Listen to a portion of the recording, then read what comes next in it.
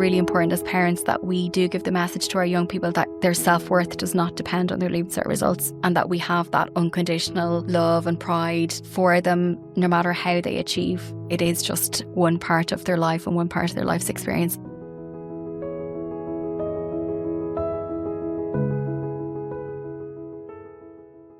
Hello and welcome to today's episode of HSE Talking Health and Wellbeing. Today we're being joined by Dr. Jean Sorohan, who's a clinical psychologist with the HSE Mental Health Service. And today we're going to talk about exam stress. So we're going to call the episode Exam Calm for parents, not for students, because we want to give parents advice on how they can support their children through the exams with confidence and calm. So Jean, thank you very much for joining us. Thanks for having me, Noreen. It's great to be here today, and just such a great topic to get stuck into at this time of the year. Lots of families have just finished the mock exams, so I know this is going to be a really current and relevant topic for lots of people. So I'm looking forward to have a chat today and talking through some tips to help take the pressure off lots of families. That's great, because you know what I always find when it comes to June, it's everywhere. To me, it's nearly too late. So when you think about Irish families who are facing the junior and Leaving Cert exams, what do you think are the most common stress patterns coming up to those dates in June? It's like the world stops until they get over these exams. Absolutely. I think parents and families sometimes get into a tunnel vision mindset where the Leaving Cert feels like, the end of the road and the culmination of all of the hard studying work and parenting work down through the years. And that in itself can put so much pressure on families. So some of the common stressors that I would see in the families that I see in work would be students struggling with their workload, feeling procrastination and avoiding study, and then parents getting into the cycle of feeling anxious on behalf of their teenager and then getting stuck into the rut of nagging them to study. So that would be something that I would see quite frequently. So hopefully we can chat today and problem solve some ways around that. So Jean, you see a lot of neurodiversity in your practice as well. So that must be difficult as well at this time. I think it's really important to acknowledge that neurodivergent young people face particular challenges during exam time and with education that are not always addressed by some of the mainstream parenting and anxiety management advice. So hopefully we'll be able to cover some of that. But I think the key message is planning ahead and making a start early on supporting your young person with their exam journey and navigating that in good time, because your neurodivergent young person may have additional needs that school might need to accommodate for. So I'm thinking about things, for example, like having smaller exam centres so that young people don't have to face into an overwhelming large group situation on the morning of their exam. So every child has unique needs. So it's about identifying those needs kind of early with the school so that a really tailored support plan can be put in place for your particular child. And we might go on to talk about how young people express their emotions differently and experience stress through maybe symptoms of overwhelm if there is a neurodiversity profile there, and what kinds of things parents can do to support them with that. Yeah, and in my experience, I find the schools have been really accommodating and are really accommodating for children who have those issues. So when you said there it's important for parents to start earlier rather than later, how can they prepare, or why is it so important for them to start preparing themselves and their teenagers weeks before exams rather than waiting for that June panic to hit them? Absolutely. I think the first most important thing to understand is that anxiety is really a normal response, so that we all experience anxiety in our day-to-day lives. Learning how to manage your own anxiety and to support your young person to manage theirs. It's not just around exams, it's a life skill. So I suppose you can never start too early, teaching your young person different strategies to manage their stress levels and anxiety so that when bigger stresses happen, like exams or difficult times in life, that they're ready. And I know, Noreen, we chatted a little bit before we started the session today about that concept of stress inoculation, which is supporting your young person to manage minor hassles and stressors in life, and to do that effectively, to build up their confidence with managing the bigger tasks in life, like their Leaving Cert or their job interviews or their first breakup or their driving test or whatever it is that life holds. So I suppose one of the most important things, maybe one of the biggest parenting hacks that I would always recommend, and it's kind of counterintuitive, but it's really that kind of cliche of putting on your own oxygen mask first. So how do we teach children to manage their anxiety and self-regulate and manage their emotions? The first and most important task that we could do as parents is putting on our own life jacket, putting on our own oxygen first, and making sure that we are calm, regulated, and in a good position to support our teenager. Yeah. Really looking after your own well-being as a parent is just so important, because stress is really contagious in lots of ways. That young people learn best by learning through example. As parents, we model behaviour and coping strategies for young people. So often they will pick up on our emotions and copy what they see us doing. So we all might have helpful coping strategies or unhelpful coping strategies. So it's really important as parents to just become very aware of how we manage our own stress and how we can cope with stress in a healthy way. So we might kind of go through some of those tips and strategies. And Jean, that's what we hear around the Leaving Cert. Oh, everybody goes through their own story about the Leaving Cert, and oh, I remember this, and I can't sleep, and I still have nightmares. And to me, I have those memories as well. But I have a daughter doing the Leaving Cert. I want her to have her own experience. I feel if I tell her constantly, oh, I have nightmares and the Leaving Cert made me do this and I never forget it, I feel like I'm projecting my stress onto her, and I'm really trying not to do that. That's a really good example, Noreen. And I think it is really important not to project your own stress onto your child and allow them to have their own unique experience. But I suppose it's also about thinking, well, how might you manage that anxiety? Because I'm sure you're trying to support her and to give her information to help with the Leaving Cert. But it might be about taking a step back and thinking about the kinds of things that you can do yourself to manage that stress. So that's different for different people. Yeah. It might involve taking a deep breath, or it might involve going for a long walk, taking some exercise. It might mean talking to a friend or a partner. It might mean just really reflecting on the types of things that help you feel calm and bring your best self to support your young person.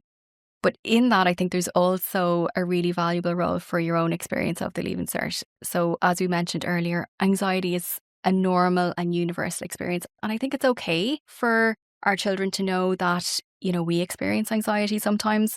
But the important thing is that, as my own children will say to me, that we make a teaching moment out of it, in that you use that conversation about your own anxiety to talk to them about how you managed your anxiety. So you might model some of that. Well, I felt really stressed about my exam, so I spoke to my guidance teacher, I spoke to my parents, or I walked the dog every night before my exam, or whatever it is that you did to help alleviate your stress. So that we normalise that stress and anxiety, but we also pair it up with the teaching of a coping strategy. And Jean, do you think at the moment that we really try and fix everything for our children? I mean, I'm a fixer. You know, if something happens, I want to fix it. I'm so tempted to jump in.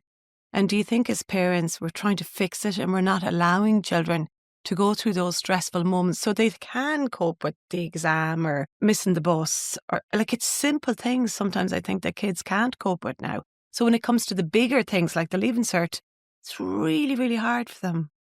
I think it's really tempting as a parent to always jump in and save the situation. And of course, certainly when your child is facing a challenge that is developmentally beyond them or exceeds their coping resources, it is really important to jump in and support them. But really, if we think about that model of stress inoculation, so it's like when you give your child their vaccinations, they have a little bit of the inflammation in their body so that they can fight against the disease in future. Stress is a little bit like that. So we need to allow our children, our young people, to tackle developmentally and age appropriately somewhat stressful situations so that they can build up their skill set in terms of tackling different situations and also their confidence. Because if you swoop in and, I guess, save your child from every discomfort, they don't really learn how to, number one, tolerate their own emotions, tolerate their discomfort, and learn coping strategies to manage those emotions. So it can be really difficult as a parent to allow your child feel a little bit of stress, but I think it's about taking on the role of scaffolding them. Yes. Supporting them to manage bite-sized chunks of stress. And if we look at the Leaving Cert, your child will face challenges in life. They'll face, you know, if they go into university, career, jobs, relationships, they're going to face challenges across the lifespan. And the Leaving Cert, it's not the culmination and the end point. It really is just part of their overall life experience, and they do need to learn how to manage stress so that it equips them for life in general. Yeah, I think we're talking about around an awful lot of things about equipping kids with coping mechanisms. But today, if we're talking about trying to give parents an idea of what would you do, say this is week 1, okay, and we've 8 weeks to the Leaving Cert. What do you think? Is there an easy win that you could start as a parent in preparation to try and help your teenager or your child to prepare for the exams? One of the first things to do is open the channels of communication. So open up the topic of the Leaving Cert for discussion. And you might do that in a kind of a low stress way, asking them how they're feeling about it, how they're getting on with their study, just really opening the conversation. Because a lot of teenagers, They might kind of isolate themselves from the parents. They look to their peers for support. They might be stuck on their phone. They might be stressed. They might be busy. The first piece would be really just to open up the channels of communication with your young person. Ask them how they're getting on, how they're feeling about their study plan, just how they're feeling about the Leaving Cert in general. And then moving on towards, I suppose, when you talked about an easy win, sometimes talking about stress or anxiety can be a little bit daunting, but you can talk about the practical aspects. So how many weeks we have to get there, how many exams do you have, what days of the week they're on, problem solve some of the practical pieces around how they're going to get there, what kind of gaps are between exams, just mapping out the practical structure of the next few weeks. Yeah. And then you can move backwards to support them to develop a study plan from that.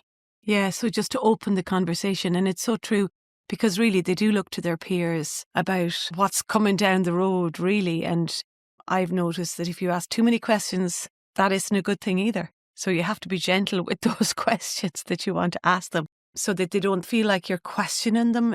And really all you're trying to do is support them or to get the facts.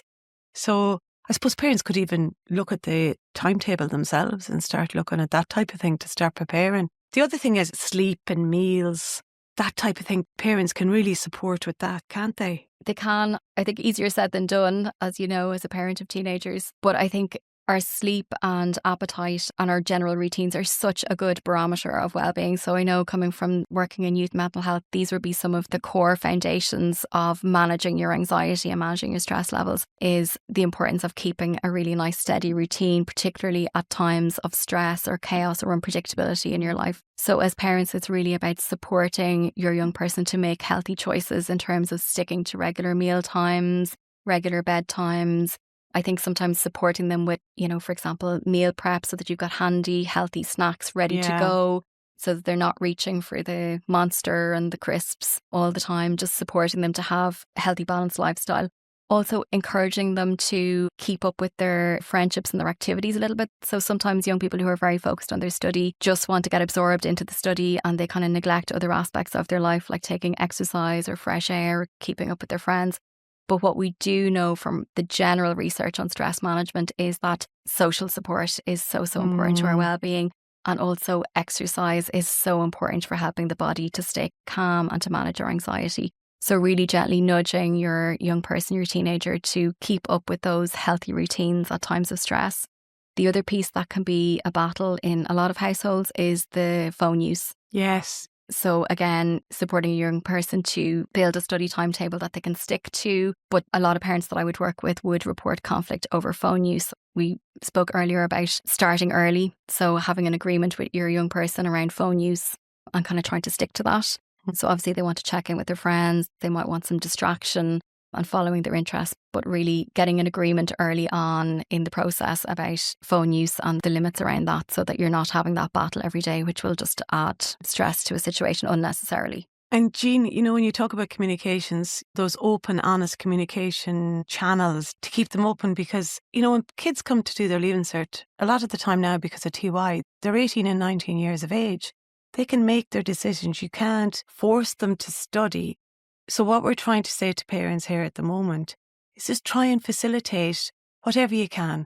The food, talk to them about their schedule. If they don't want to talk to you about their schedule or about their study plans that they have in place, then that's their prerogative as well. But as long as they know you're there to support them. When you were talking about study plans, is there anything as a parent that you can do for those last few weeks before the Leaving Cert to support them? I'm just going to speak there when you talked about speaking collaboratively with your young person, because I think it's so important if your teenager is older and they're legally an adult, and sometimes they will say, well, I don't really want to do that right now. Yeah, exactly. And then as a parent, you're stuck in that uncomfortable limbo of wanting to be a support and wanting them to achieve their best self, but not being a nag. Yeah. So I think what's often really important with teenagers that age is really supporting their motivation towards their own goals. So reminding them of what their own goals were, saying, well, I know you said that you would love to study nursing. That was something you've wanted to do. I know you put that down in your CAO. So I know you don't really want to study right now, but let's think together about what's the best way for you to get those points for nursing or for you to get the course that you want to do. So really supporting their motivation towards their own goals and reminding them that this is their goals that they've chosen and supporting them to get to that. Yeah. when we're talking about study plans, I often, like you said, it's so important to have the exercise, the diet, the sleep. And very often you do hear parents saying, I can't get them to stop studying and to get them, some of the kids to come out of the room and to get that fresh air and stuff like that. There's extremes, isn't there? There really is extremes. So how do we create a realistic kind of weekly study plan without taking over, so that they'll try and we'll support them to do some kind of study to achieve their goals, like you were saying, like nursing or whatever they want to do? Absolutely. So I think in any study plan, we need to be realistic about the demands of family life. A lot of times teenagers are also trying to fit in study around still going to school. They might be training for a sports team. So it can be helpful to just sit down and look at the timetable for the week and cross out the kind of non-negotiable parts. So, if they're going to be in school for X amount of hours a day, if they're going to do football training, all of those things are out of the study plan. So it can be helpful to put that down in the calendar, look at it visually, hour by hour, and say, well, actually, Tuesday you're a bit tight on time. What would be realistic to manage there? You've got some more time on a Friday. What would be realistic to manage there? And supporting your young person to, I suppose, make their own choices about when they're going to fit study in.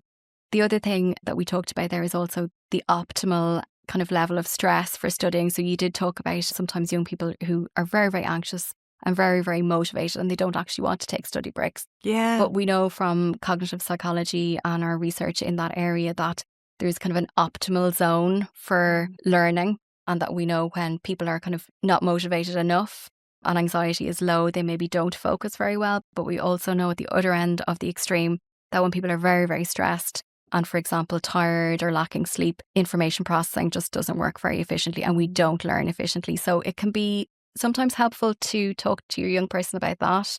Like, I know certainly I had some bad habits when I was doing my Leaving Cert. I was prone to wanting to do some all-nighters, and looking back, that was No, never like that, Jean. No. That was a really bad idea.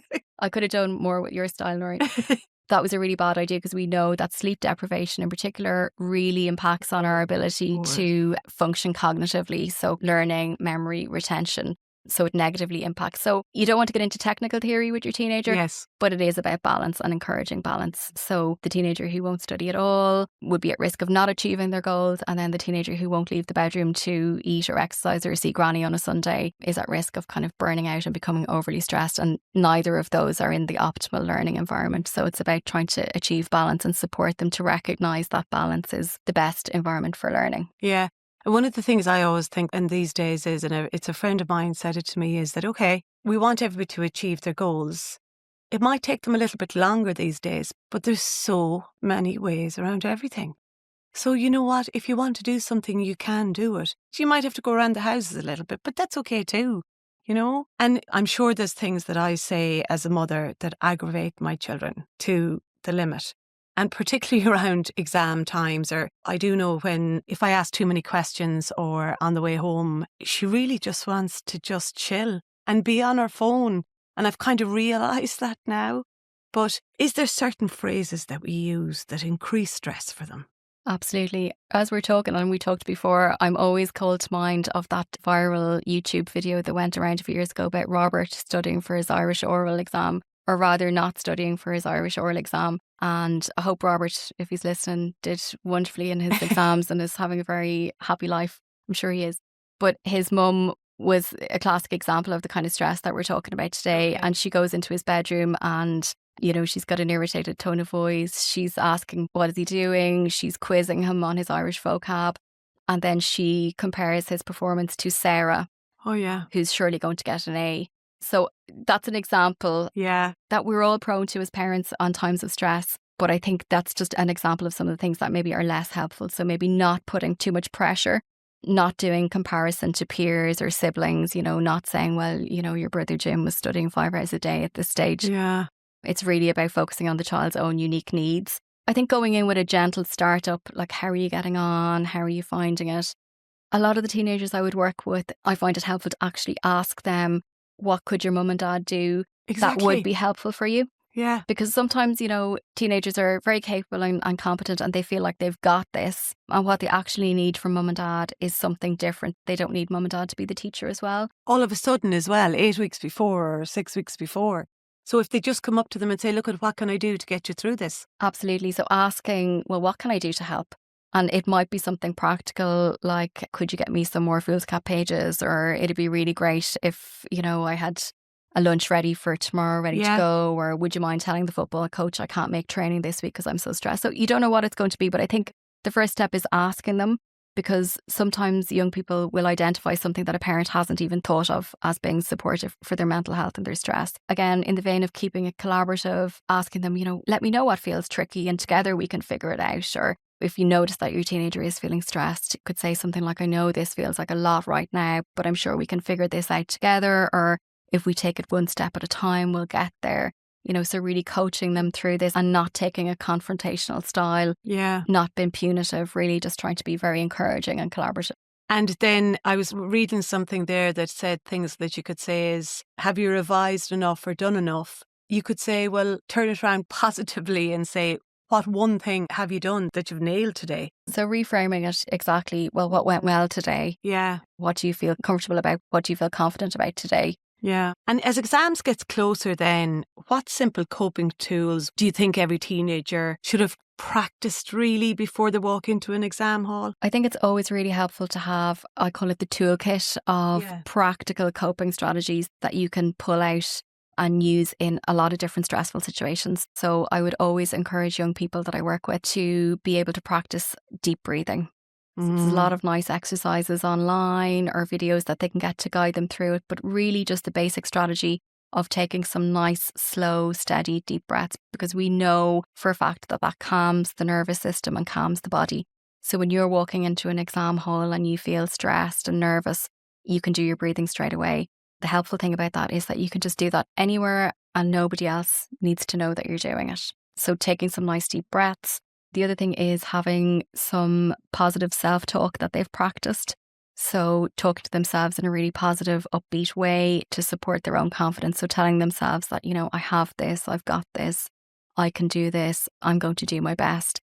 Some reassuring self-statements, because as a parent, we sometimes fill the gaps for young people and we bolster them up and we cheerlead them and we coach from the sidelines and we tell them, you've got this, I'm so proud of you, you're going to do your best. But it's really important that they're able to internalize some of that self-talk and use it themselves when we can't be by their side. So it's really important that they have a skill set to do that. For a lot of young people, they might use visualization. So they might have a goal in mind of them celebrating after the exams or at their debs or getting their Leaving Cert results, or the dreaded Leaving Cert holiday. Yes, that one too. Manage your parental anxiety while your teen is in Spain. Exactly. Well, I've been through 3, so it's been okay so far. But you'll get there. That's a hard one. And some young people also benefit from having fidgets or sensory toys with them in the exam. So something to kind of calm their body in the moment when they're sitting there. But the deep breathing, the visualization and the positive self-talk is just a nice trio of tips and tricks that they can use at any time and any place. There's also an idea around grounding strategies, that if we feel our anxiety is kind of spiraling out of control and we're starting to panic, it can be really nice to have a grounding strategy, which is just looking around the room and picking 5 things that you can see to focus on, 4 things that you can touch, 3 things that you can hear, 2 things that you can smell, and maybe 1 thing that you can taste. So really taking your time to go through those 5 pieces, focusing on the sensory experiences of your environment, because what that does is it takes your mind off the worrying thoughts, but also it grounds you back in your body. And if you can couple that up with some deep breathing, that is a really nice calming strategy that anybody can do in the car on the way to the exam, in the bus, sitting in the exam hall. So to hopefully just try and calm them. And all of these things only take a couple of minutes, don't they really? And we do have some programs on hse.ie, and one of them is Balancing Stress. And it really is aimed at over 18s, but it might be something that parents could do as well. And it teaches you all of those exercises. That's kind of like positive psychology, is it, Jean? It's positive psychology, and also weaves in a few different ideas from CBT models of anxiety. And there's also some mindfulness theory in that as well. So it draws from a lot of the evidence base of what we know works well to manage anxiety in the moment. And I'd highly recommend the Balancing Stress program for parents as well, because it's just really nice information about managing stress and anxiety, and it's very, very accessible. You don't have to sit down and read a lot of information. The videos are there. I find them really helpful. You can prop up the video and play it while you're, doing your tasks at home. You could be folding laundry and listening to a stress management session as well. So it's really easy to fit into a busy lifestyle. Yeah, and I think that if parents learn it, then you can teach the kids, because I would have the deep breathing, the grounding, and that visualization. I have tried to teach my kids that at different times when they have been really stressed.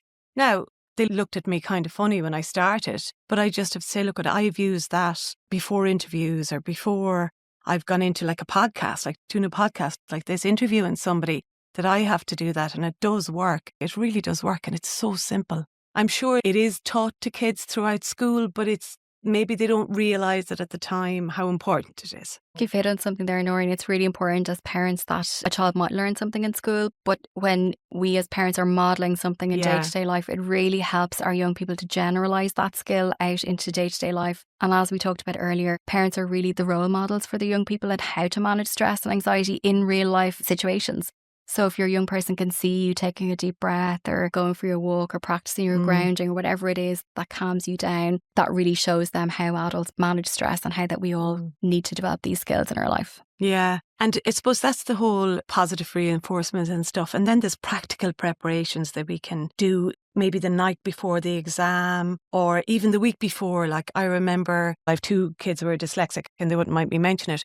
But one of them uses a purple highlighter. Don't ask me, but we just made sure we had loads of purple highlighters, whether she needed them or not. You know, it's just those basic things that are kind of safety because they have them and that's what they're used to. Yeah, absolutely. So I think there are some, as you said earlier, easy wins that we can do. So making sure that we have everything packed the night before. What are we going to need? Looking at the exam timetable and saying, well, okay, you've got maths one day, you've got art another day. What equipment are you going to need for each one?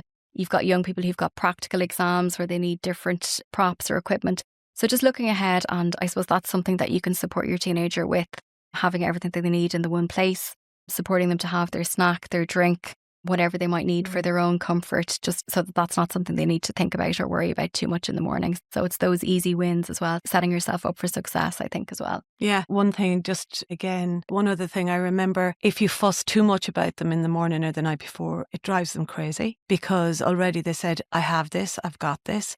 I don't need extra pencils. I don't need this. And I do remember my son just going into his junior cert with one biro. And I just looked and thought, oh my God, imagine he's going in with one biro. I don't think he even had Tipp-Ex with him. In one way, I thought that was a great way to be. I just thought it was very funny. And I was probably trying to make him bring things with him. Yeah. But he didn't need them. He hit it off. He had one biro. He had one biro. That's all he Now, it was a biro, you know, with the 4 colours. Yeah. So at least he had everything. He had it, you know. Yeah. I think it can be good to make a list in advance of, well, what do we need for each subject? So that, I suppose, it cuts out some of that questioning, because if you think about the example you just gave there of asking your teenager questions in the morning, when we're stressed and when we have what we would call in psychology a high cognitive load, which is we've got lots of things on our mind at one moment. So they might be trying to remember theorems, they might be trying to remember dates from history.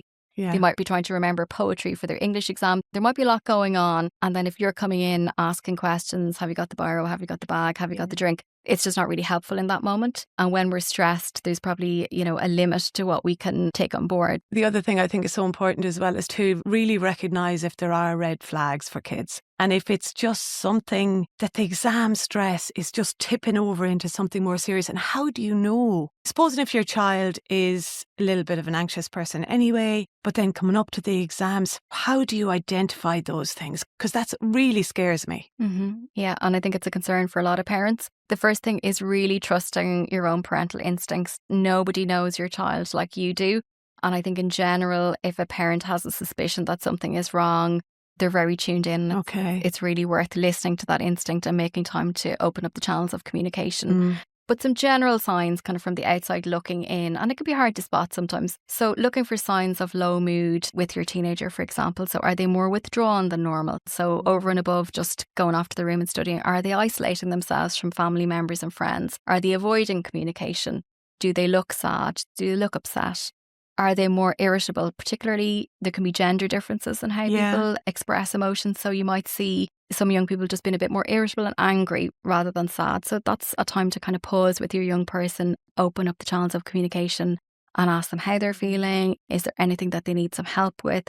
And also letting them know that if there is anything that they're stressed about in particular, that they can always come to you, that there is no problem that's too big for you guys to be able to deal with as a family, that you can manage anything once you know. Other things to look at would be if there's really poor sleep. So it'd be normal for a little bit of sleep disruption around times of exams, but you would still be expecting a young person to be sleeping the whole night through. So if they're having broken sleep, struggling to get to sleep, waking a lot in the night, and then being excessively tired in the morning, that's a bit of a red flag there to just think about their overall well-being.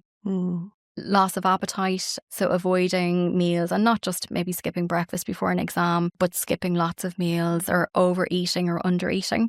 Any weight loss. So a lot of these things would be red flags. Realistically, a lot of our teenagers doing the Leaving Cert are in the older age group as well, Noreen, as you mentioned earlier. So it's also just to be alert for things like alcohol use, drug use. Sometimes young people who are very stressed do fall into self-medicating to manage their stress. So it's just about being alert for that. And again, if you have that nice relationship with your teenager and you're keeping the channels of communication open with them, you would hope that they would come to you before those things escalate. But it's just to keep an eye on it. Just any sense of them generally not coping or expressing feelings of not coping. Like, so if they're saying things like, I don't think I could do this, any hopelessness. So those things would be red flags that your teenager isn't really coping. So I'd have the chat with them. Sometimes if you've concerns, it might be worth booking in a GP visit to do a wellbeing check. I've worked in the youth mental health services for many years, and young people do sometimes self-harm or have suicidal ideation. It's not that common for every child doing the Leaving Cert, but it is important to just be aware of that.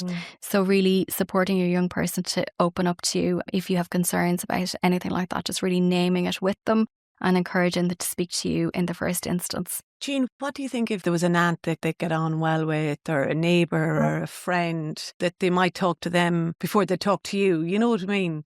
I think it's important that they have a trusted adult to talk to. A safe space. A safe space. Professionally, I would always encourage speaking with parents because ultimately, if your young person's under 18, you have the legal responsibility to support them, and also you want to support them. And it's really important if there are any risk issues that it's great that they have someone trusted that they can talk to, but that we would emphasise that you can't keep secrets really about risk issues. So or with the school as well. Absolutely, they'll know them so well because of the previous 4 or 5 or 6 years. So they will have identified.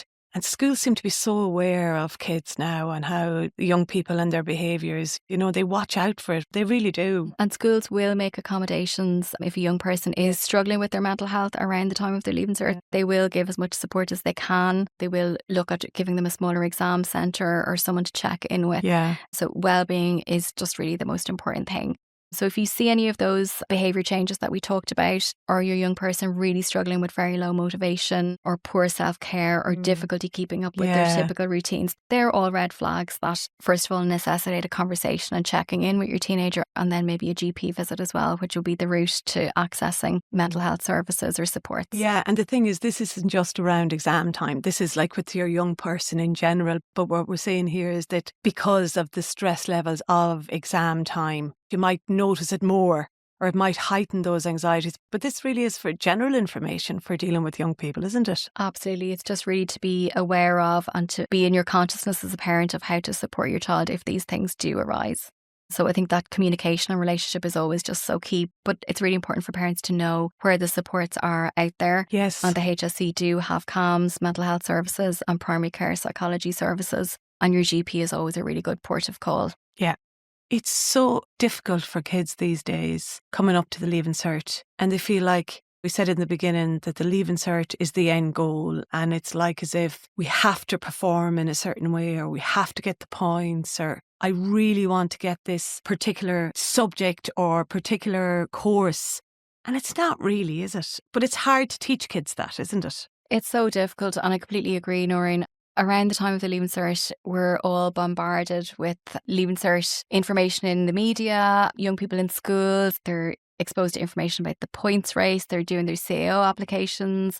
It's really hard for them to kind of escape that tunnel vision mindset that the Leaving Cert is the be all and end all of everything. But I think it's really important, for parents who are supporting their young people through this, that we de-centre the importance of the Leaving Cert.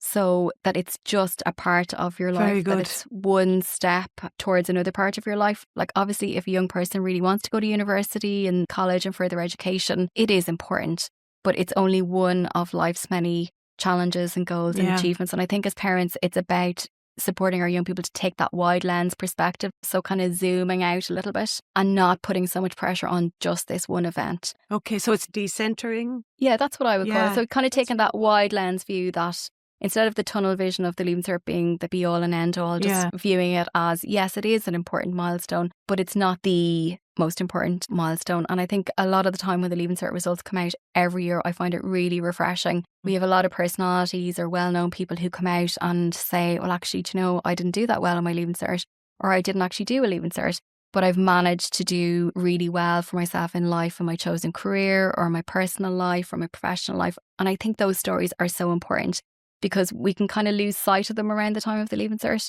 but they're really, really important that it isn't the be all and end all. It's really important as parents that we do give the message to our young people that their self-worth does not depend on their Leaving Cert results, and that we have that unconditional love and pride for them no matter how they achieve. Obviously, we want to support them to achieve their own goals, but it is just one part of their life and one part of their life's experience, and it's so important not to put too much emphasis and pressure on it. It doesn't define who they are as people. It doesn't define their worth as people.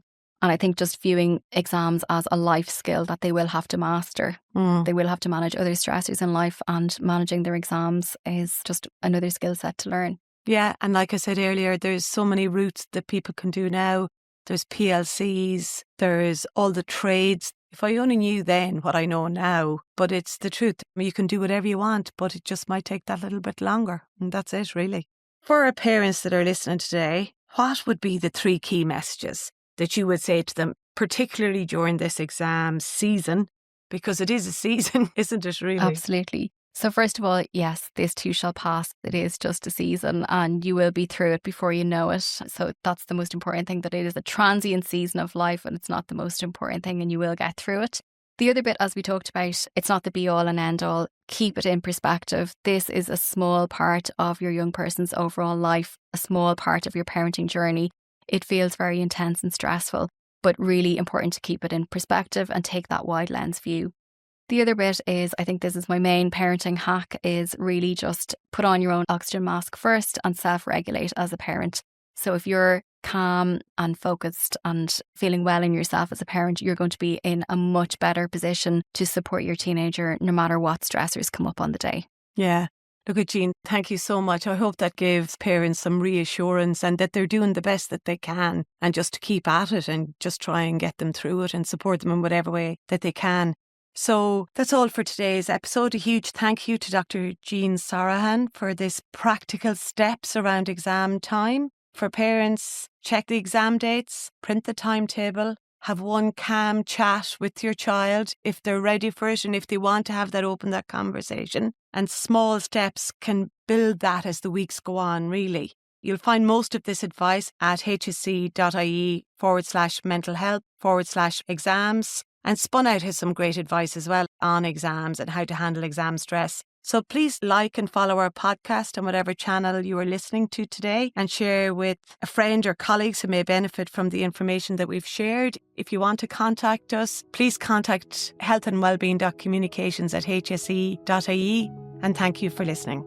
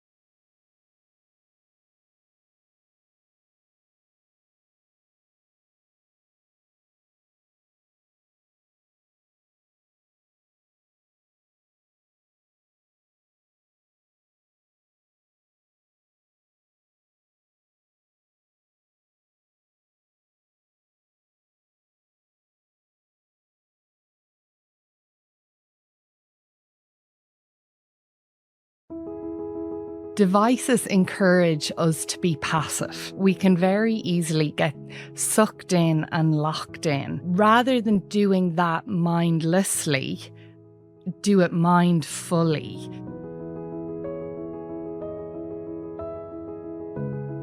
Hello and welcome to another episode of the HSE Talking Health and Wellbeing podcast. My name is Fergal Fox and today we're talking about screen time in the context of parenting and young children.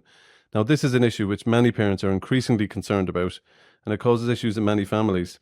And we in the HSE are becoming increasingly aware of the impact of screen time on health and well-being. So we'll be sharing some useful tips for parents today, and our guests will share their learning and insights about this area. First of all, thanks again for tuning into our podcast.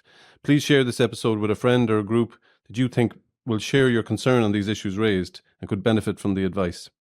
If you'd like more information about HSE Health and Wellbeing, have a look at our website, hse.ie/health and wellbeing.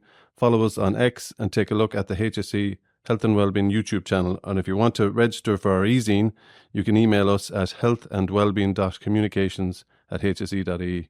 So to our guest today, I'd like to welcome Dr. Gillian Doyle, Senior Clinical Psychologist in the Rotunda National Maternity Hospital, and Dr. Anne-Marie Casey, Senior Clinical Psychologist with Children's Health Ireland Crumlin. You're very welcome to the podcast. Thanks, Fergal. Thank you. So, screen time. What are we actually talking about here when we talk about screen time? It does seem to encompass a lot of different things, doesn't it? Yeah, absolutely. So a screen is any sort of device with a screen. Yeah. So we're talking about TVs, smartphones, tablets, computers, different sorts of gaming devices, but anything where our attention is locked on to a screen. Yeah, I think sometimes, or certainly it was become a bit of a confusing term in one way. Like screen time does seem very obvious, screen, but social media was used interchangeably with screen time as if it was the same thing, but it's not. Like screen time is that kind of broader, it encompasses maybe getting swallowed up in social media, but it encompasses all those other pieces as well. The gaming piece, that's not new, is it? Like that gaming has been around for a while, but it does seem to be something that we're kind of reminded of now in that context of broader screen time concerns. But it's still there, isn't it? Yeah, I think so. I think gaming is still something we think about and talk about. And I suppose the issue nowadays is maybe that people have games at their fingertips. Games are, in your mobile phone, because a mobile phone is more like a mobile computer nowadays. Whereas maybe in the past, we were thinking about someone being up in their bedroom playing a game. But certainly I do think that we are kind of thinking a lot more about, social media nowadays and the impact of that. Yeah, when you say that, the phones, and it's got so much, it offers us so much, Anne-Marie, doesn't it? Like it's a really convenient tool that perhaps we should step back from our concerns about children first and look at screen time for us all, that it is a reality of our lives, isn't it? Well, this is it, Fergal. I guess screen time is everybody's business. Yeah. It isn't just children, adolescents. We're actually thinking about parental smartphone use as well. And just like you said previously, if I picked up the phone to ring you, as soon as I would finish ringing you, I would have no other use for that device.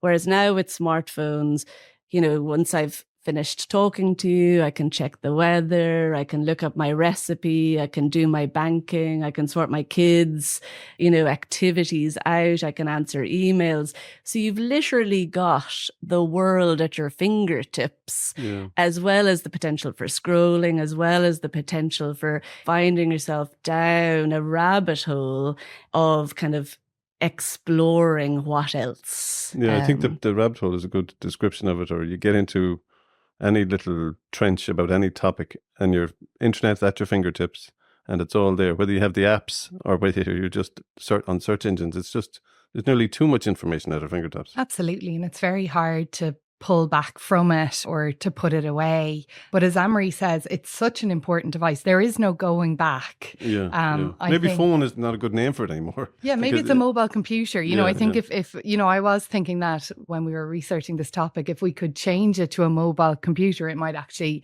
change some of our behaviours, because certainly, when phones first came out, as Anne-Marie said, it was very different. Whereas now they are such an important part of our life, for good and for ill. Yeah, I see it even from a marketing perspective, and even our own, like we're trying to communicate and engage people, and we're asking people to, like and follow us here and there and everywhere, so that people are getting notifications on their phone, and it's such an immediate attention grabbing thing, that people have their phones, and everybody that's selling is using apps that we all use and using those smart devices, it has become, as you said, we're no going back is a good term, I say. So. No going back. And actually, I was reading research looking at the kind of evolutionary psychology viewpoint of devices. And if you think about a smartphone, it's 8 or 10 inches from your face. Yeah. And at no other time in human development were we so engaged with something so close to us. We have survived as a species by looking around us, by, engaging in the full world. Whereas, when we're engaged in a device, it's almost impossible to be fully alert around us. And I guess, it really beggars kind of belief to think that we wouldn't bring awareness to what this is doing to us. Yeah. That's funny that you mentioned that, because I often end up telling my kids, like, get off your phone. You just look around, even when they're in the car. Get off the phone there and just look out the window and, be bored for a minute or try to, because it's just, as you said, it's so attention grabbing. So we need to bring attention to this attention grabbing device that we all have access to in a potentially harming way to our health and well-being. And I think just the other thing, it's not just attention grabbing, it's incredibly rewarding. And, as we engage with our phone, all of the pleasure centers of our brain are switching on. And that's why we can't disengage from our phone, and not just the pleasure centers, but also the threat centers. And that's one of the ways that social media really grabs our attention, and particularly around young people. Things like, well, if a post I put up doesn't get a like, all of a sudden anxiety is switching on. Right. Whereas if a post you put up does get a like, you're getting a nice little dopamine hit, and that feels really good.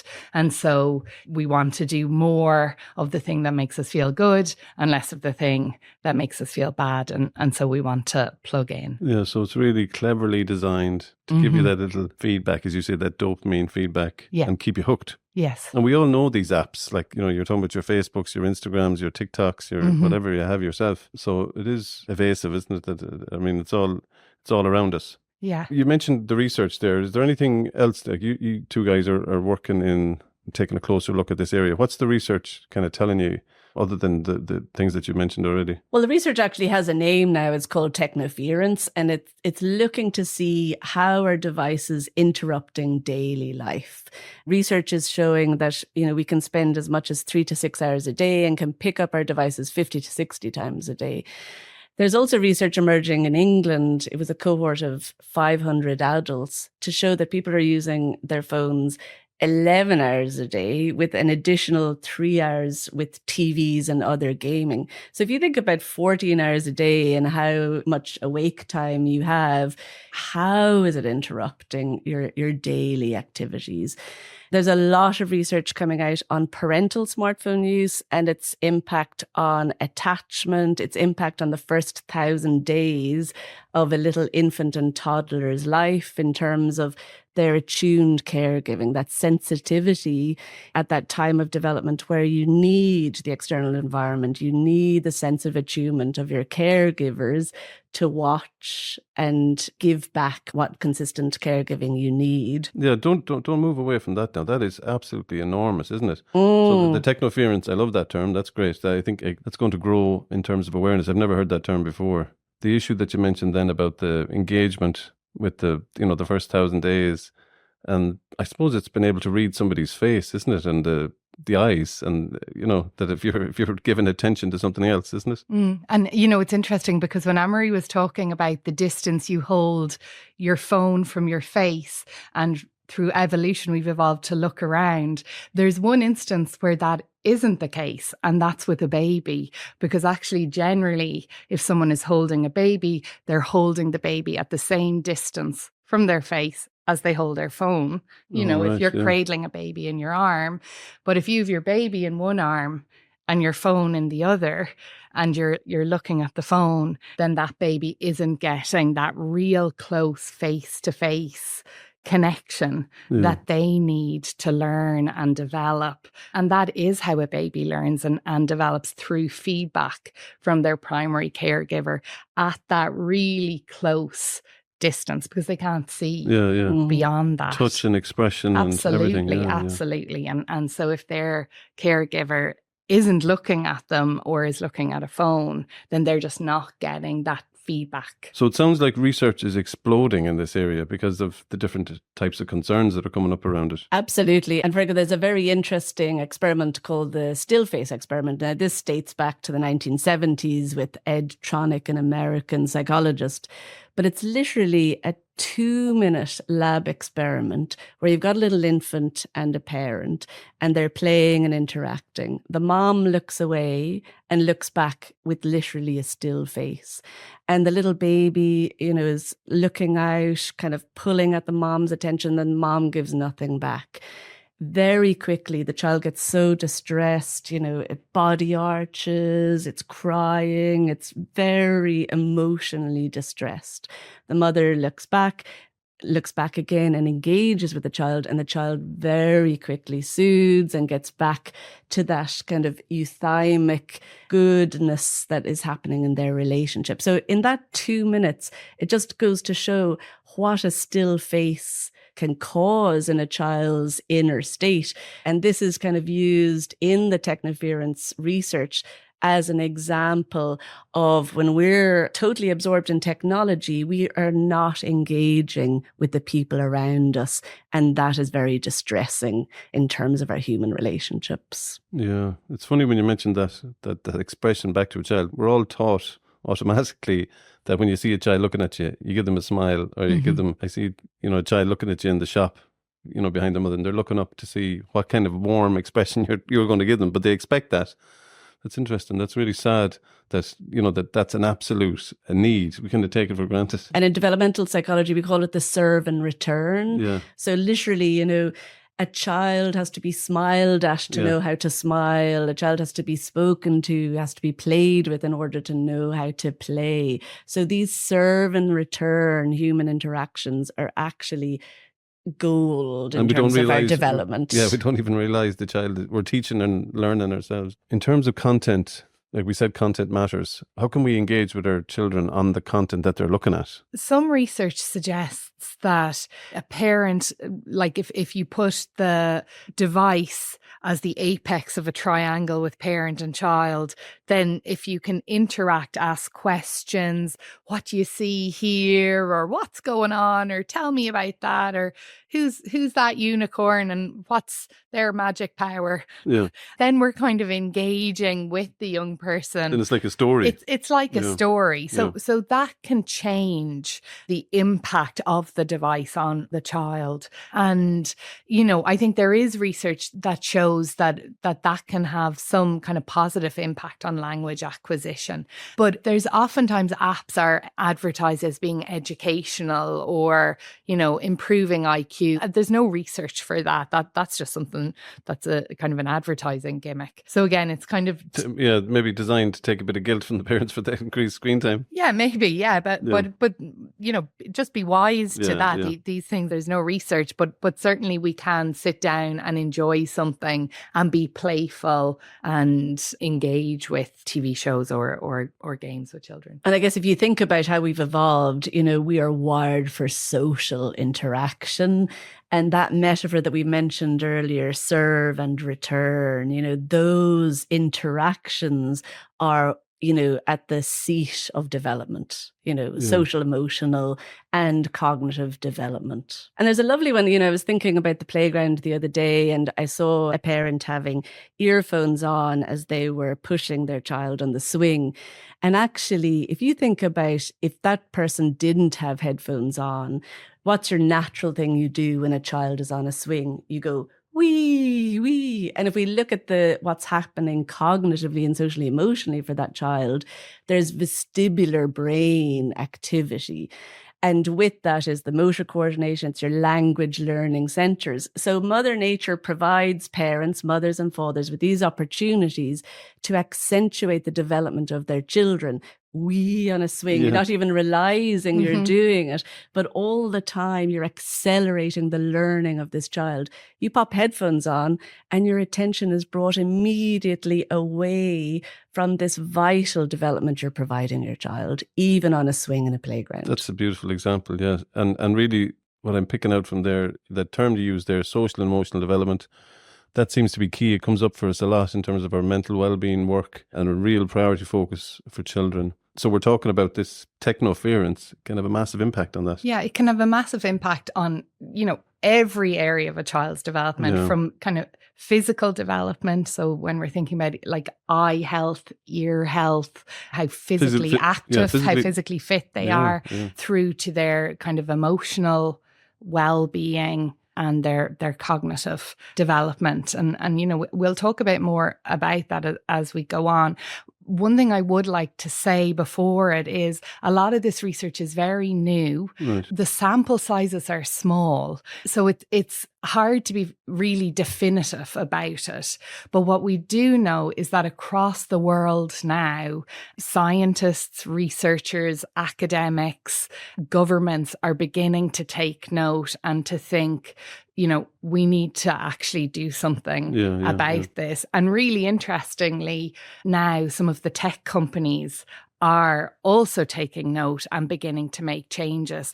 So, I think for me, as someone who's reading the research and then seeing this sort of domino effect, I'm kind of thinking, right, so even though these are small samples, so we have to kind of use our own judgment when we're thinking about the research, but also people who work in this area are now making changes and saying, yeah, we do need to protect young people. There's a big advertisement campaign at the moment from some of the tech companies about letting parents know that they have toolkits on their platforms to kind of protect children. So it's all moving in the one direction, but it's highlighting the concerns that we're talking about today. Yeah. Do you think screen time increased massively with COVID and the lockdown and our...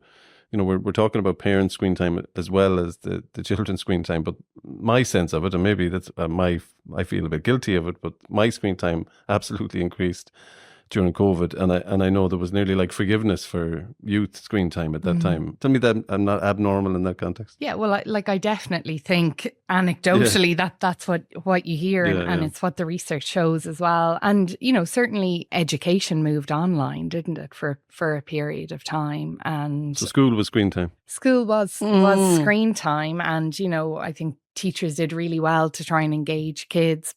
And one of the things we do know is that, for example, if you're doing a video call with someone, that's okay, because if the child is interacting with the screen in that way, because they're seeing the face, they're doing. And that was so essential with lockdown as well. There was even people in the same country were dependent completely on Zoom and your WhatsApp and all the rest of it. It allowed relationships to be maintained, didn't it? So that was about fostering connection and relationships. And I know there's probably grandparents and aunties and uncles and people across the country who wouldn't have had time to interact or build that relationship with children had we not had screens. So they were really vital. And, I'm sure people across the world, maybe in Australia or America, it really benefited relationships.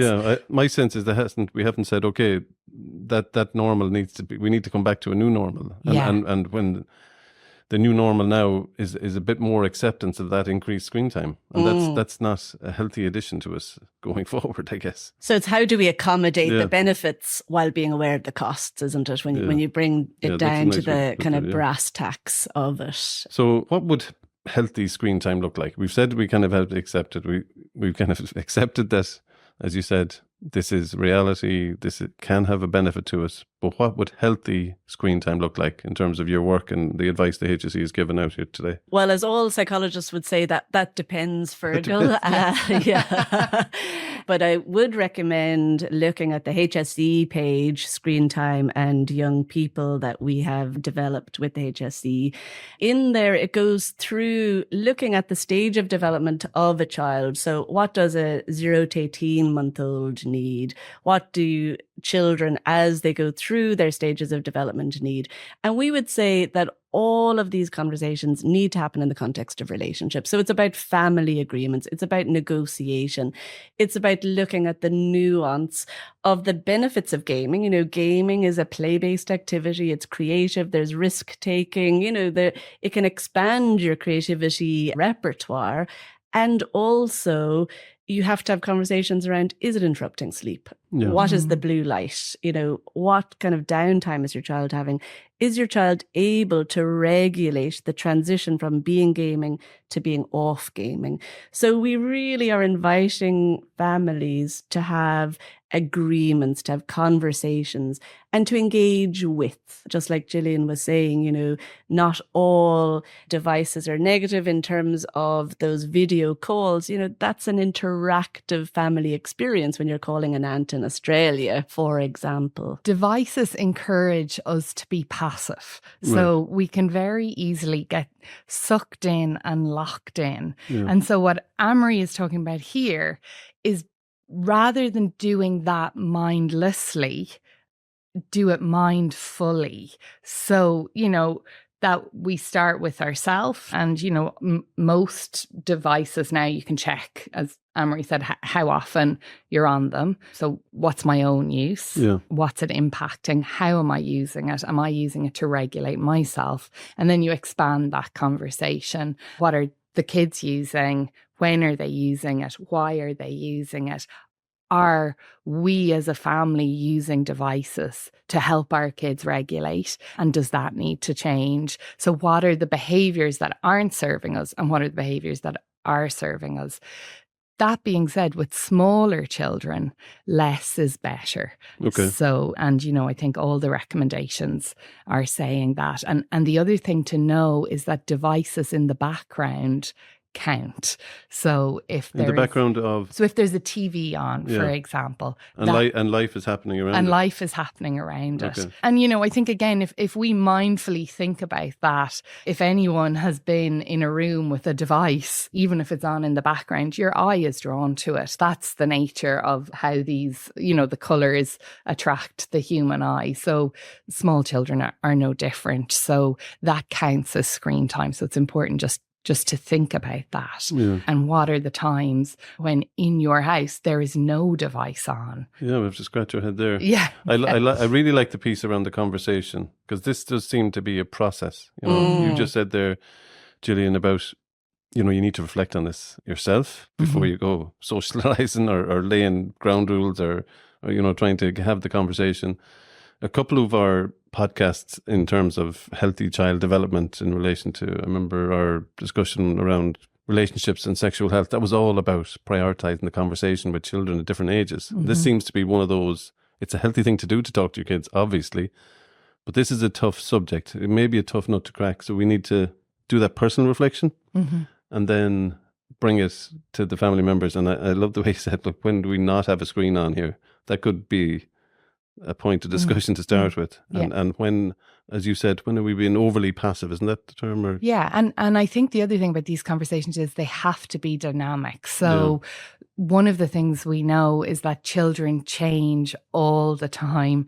And anyone who's a parent of a young child will know, as soon as you have a grip on one stage, they're going to change. Yeah. So the conversation needs to evolve. And, I think children are becoming aware of devices at an earlier and earlier age. They might be feeling pressure to have a device. And it's important as parents that you're able to reflect on what their needs are, what the family's needs are. And so that you don't just kind of give in because they say, well, everyone has this, where, Yeah, that's certainly been an issue now for some parents that I know really well. Like, the children feel pressurized to get the device. And feel left out when they don't have the device because they're out of a Snapchat group or out of the loop. And sometimes these can be kind of supportive groups, and you're kind of worried about, you have no eyesight of that, and you're kind of concerned about that.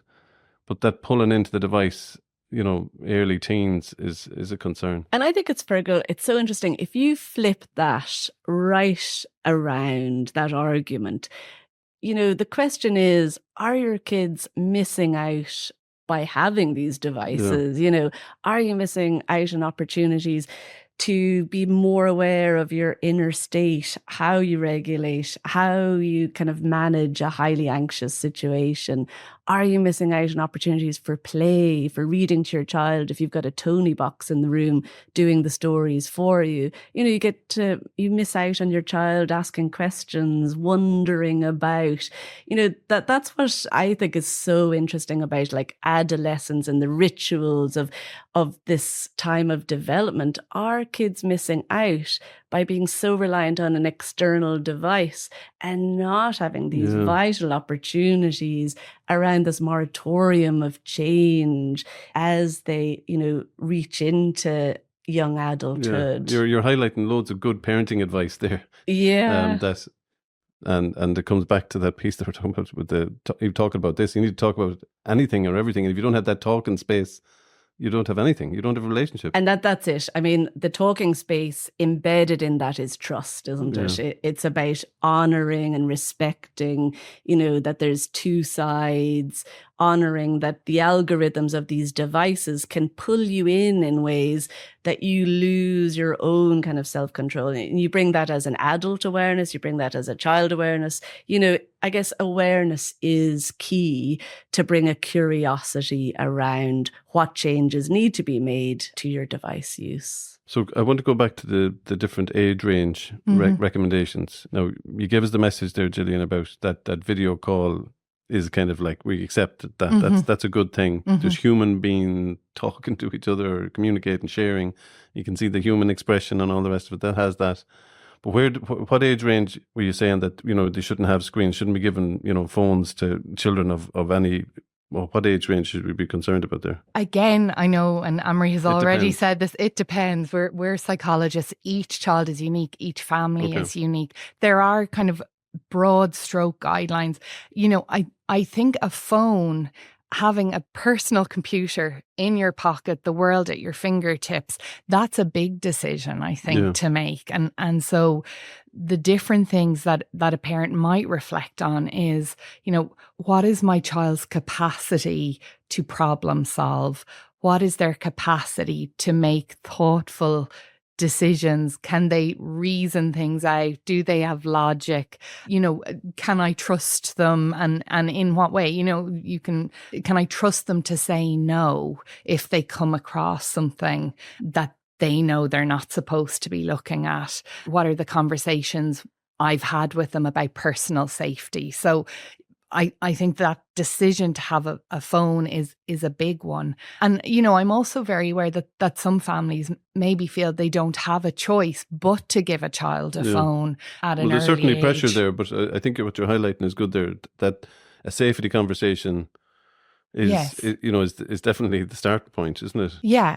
And I think in this country, if we move kind of to social media, the suggested age for a child to go onto social media is 16 or 13 with parental guidance. But, I think there is research showing that within minutes of opening a social media account, inappropriate content begins to filter into a child's phone.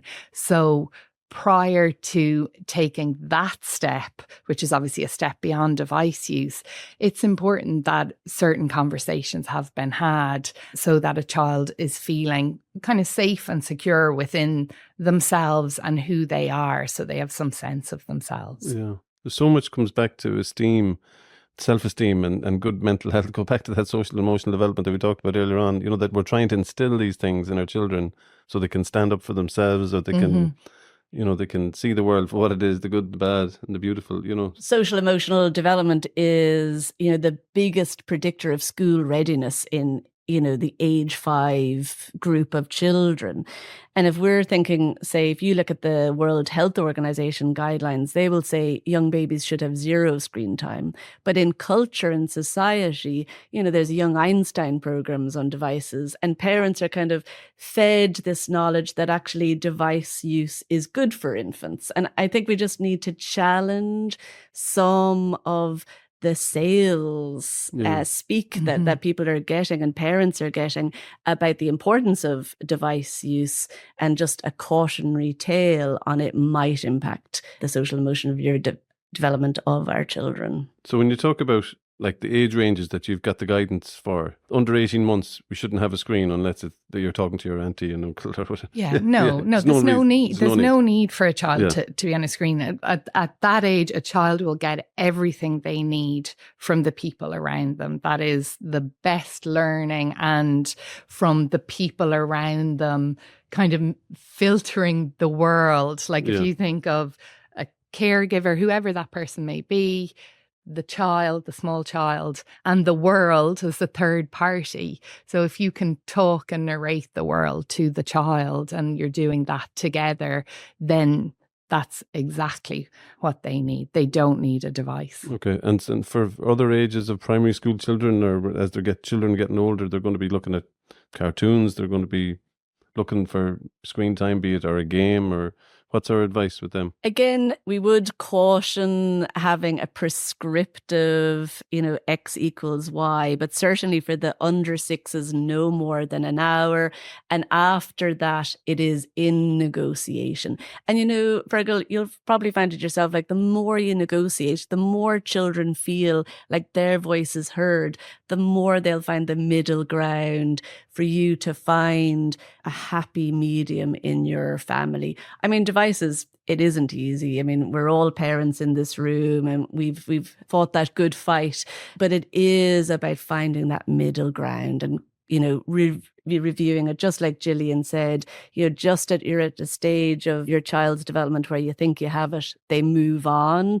And it's the same with devices, their device use becomes even more complex. It becomes more specific, when you move into territory where your children are having social connections through gaming, that's another nuanced conversation to have. So much in this, isn't it? So much in it. You could have a podcast series about screen time.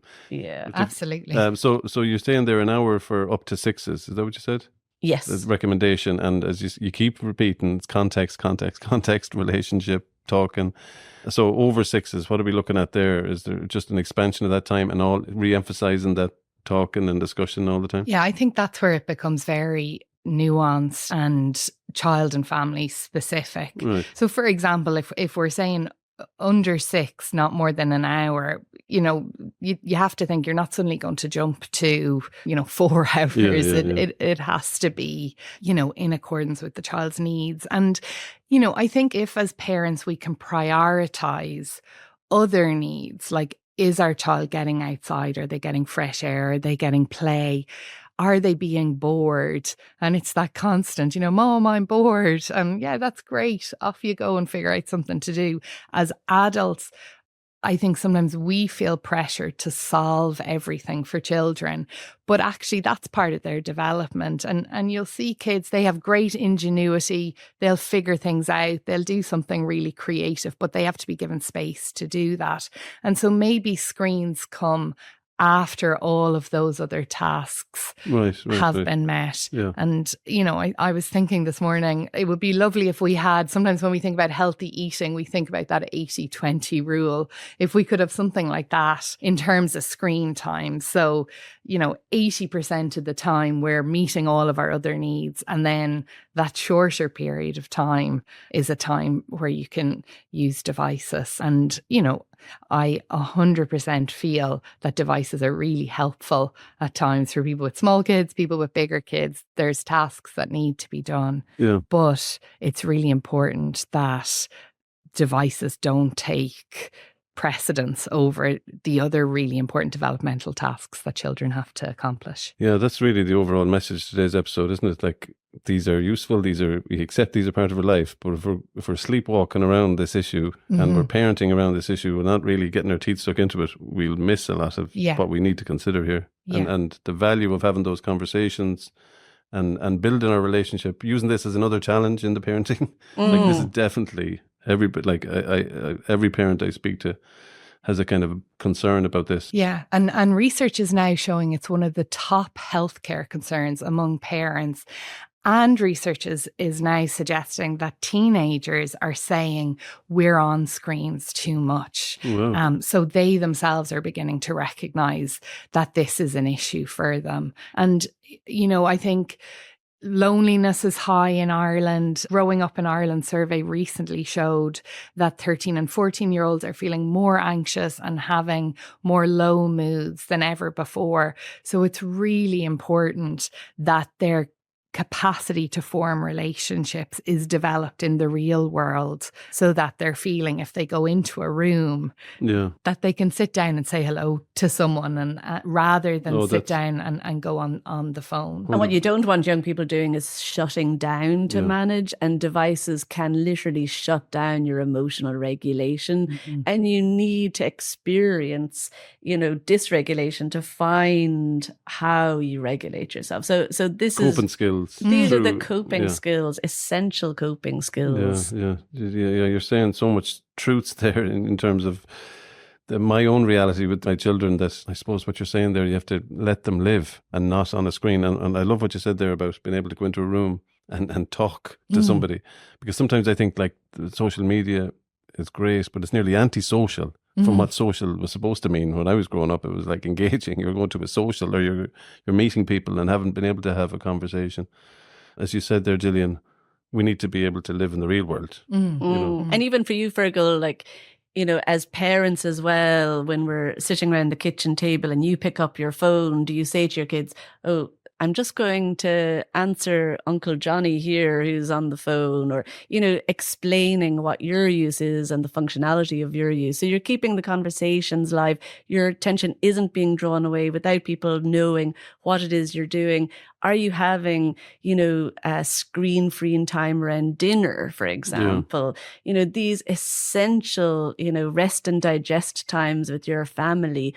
Are they really enjoyable times to have those conversations rather than being drawn away somewhere else? Yeah, we had to purposely do that a few times, and using even a television program or a film and letting different people pick, but no screens allowed other than the bloody screen that we're looking at. But then that becomes something to engage about. I had a lovely experience with one of my children where I got invited him in to look at one of the old Planet of the Apes movies that were made in the 70s. And I thought he might like these, but he really, really liked it. And then, he went off and looked at another one on his own and came back and wanted to look at another one with me. But like, it was like a different type of screen time, which we don't always succeed on. I feel like I have loads of improvements to make on screen time in my house, or we have. But I found like you can use a screen sometimes, like a television or a movie there, to be engaging or be part of that relationship building. So it's not always unhealthy, I guess. Yeah, absolutely. And I know recently in our house, I have a 3 and a 5-year-old, we all sat down to watch the Irish athletes in the European Championships. And it was lovely. And we were, all kind of singing and shouting at the screen. And then we've kind of been speaking about them since. And we've had sports days and, things like that. And using, again, a screen, but as a platform to talk about something else. And find mutual joy. And I guess our big message in all of this, Fergal, is about the good enough. What's good enough.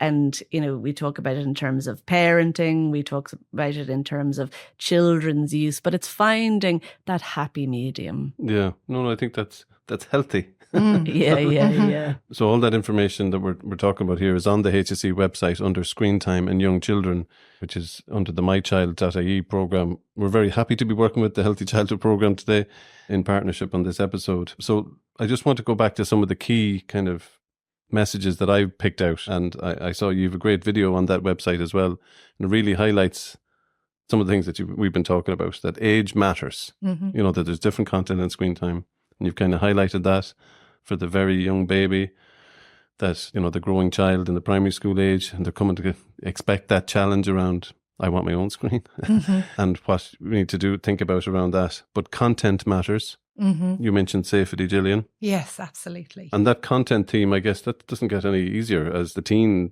age rises, No, absolutely not. And again, it's something, it's one of these new challenges that parents and their young people have to manage together. What is the content coming in?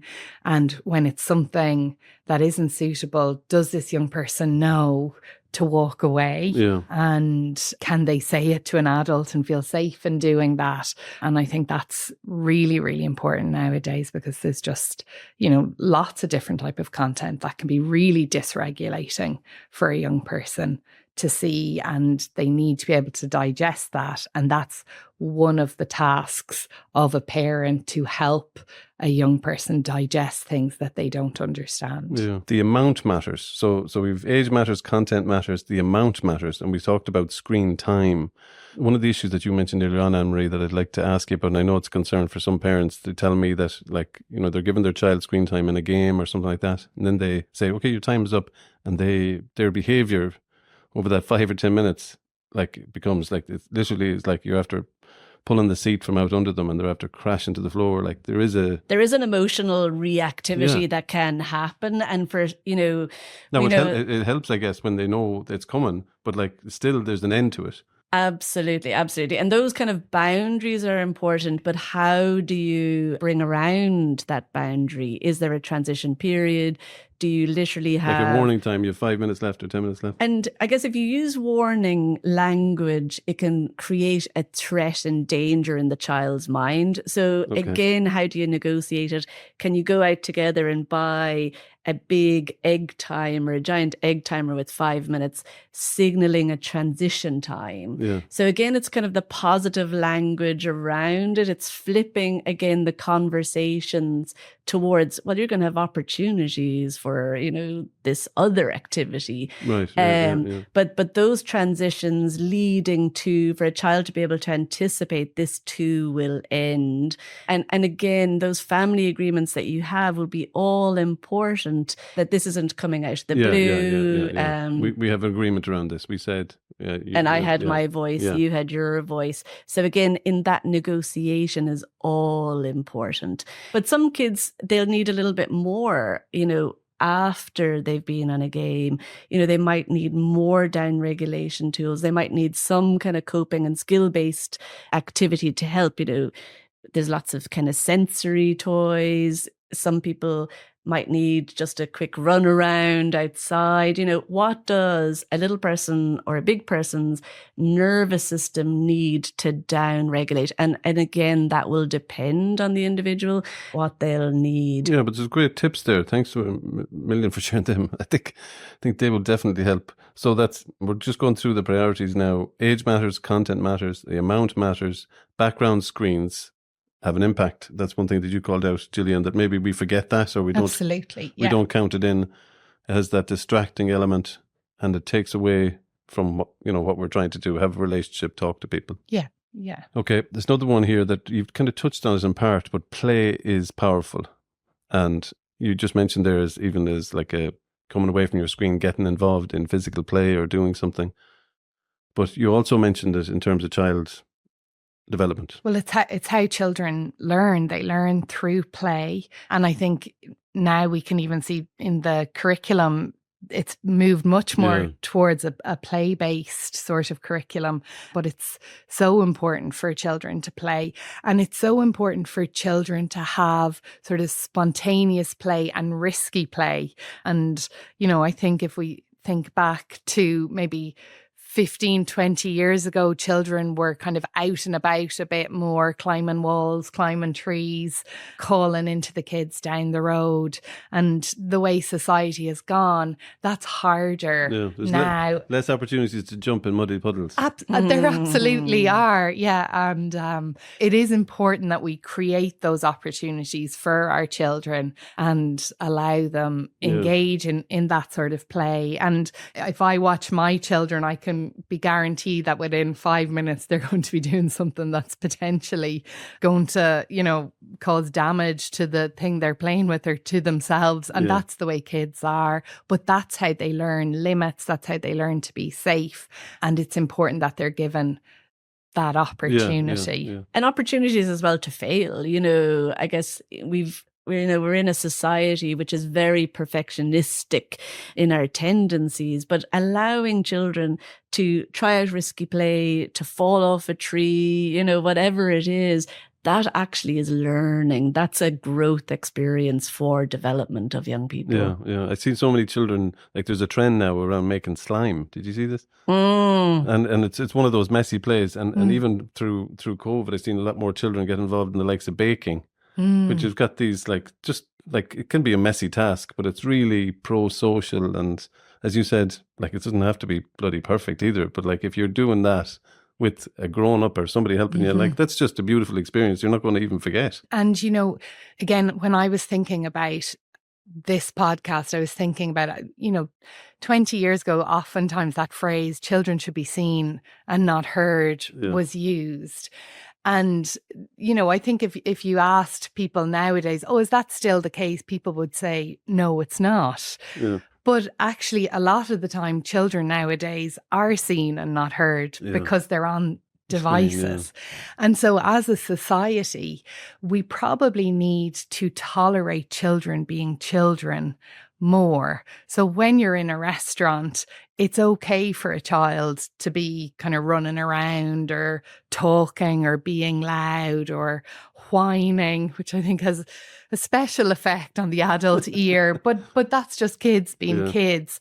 And I think as a society, perhaps we need to be more tolerant of children being children, that it's all right, they're going to have meltdowns, and that parents then don't feel ashamed or guilty if their child is the child who's out and about just being a child. Because again, if your child doesn't melt down, they don't learn how to repair that. So again, they need these experiences to really develop socially and emotionally. Any experienced parent, I suppose, worth their salt, has been through that meltdown experience. And when you see it in the shopping centre, you just feel your heart goes out to that parent. Thanks, it's not me. You're delighted it's not you that day. But if you've been in that experience, you've maybe been in a flop sweat and you just go, oh my God, this day, and your child is just absolutely lifting out of it, or they're just not cooperating with you. But as you said, there's growth in that. I love that. And there's growth for the child, but of course there's growth for the parent as well, to be able to tolerate the distress of your little one showing you off or doing their thing.